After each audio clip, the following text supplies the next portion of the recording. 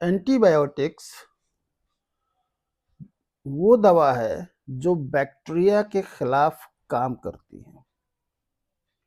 तो एंटीबायोटिक्स किस तरह से काम करती है, किस तरह से बैक्टीरिया को मारती है, उसको समझने के लिए पहले हमें बैक्टीरिया को समझना पड़ता है। तो सबसे पहले कि बैक्टीरिया के पास होता क्या है, तो बैक्टीरिया के पास एक दीवार होती है, खाना बनाने की फैक्ट्री होती है और दिमाग होता है। ये तीन चीजें बैक्टीरिया के पास होती है।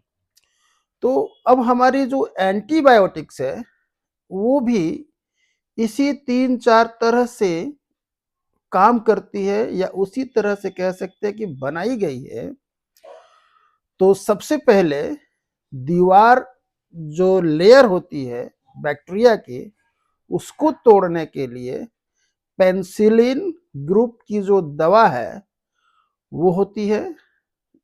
तो दीवार का मतलब है कि जब हमने पेनिसिलिन, एमॉक्सिसिलिन खाया तो वो जब अंदर हमारे शरीर में जाता है तो बैक्टीरिया को बम की तरफ फोड़ देता है। यानी दीवार अगर फट गई तो बैक्टीरिया किल हो गया, मर गया। दूसरी चीज है खाना बनाने की फैक्ट्री जो होती है, या तो उसको हम बर्बाद कर दें तो वो भूखों मर जाएगा। तो एंटीबायोटिक्स भी ऐसी ही होती है जो सीधा अटैक उसकी खाना बनाने की फैक्ट्री को बर्बाद कर देता है।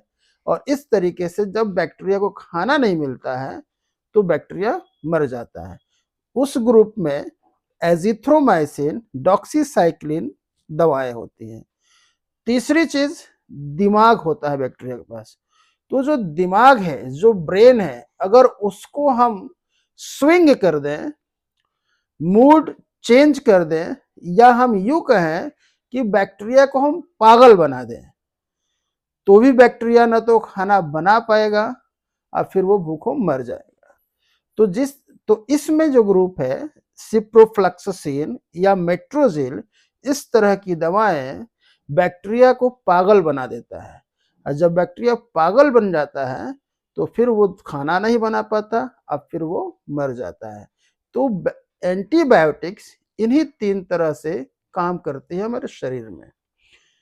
Thank you.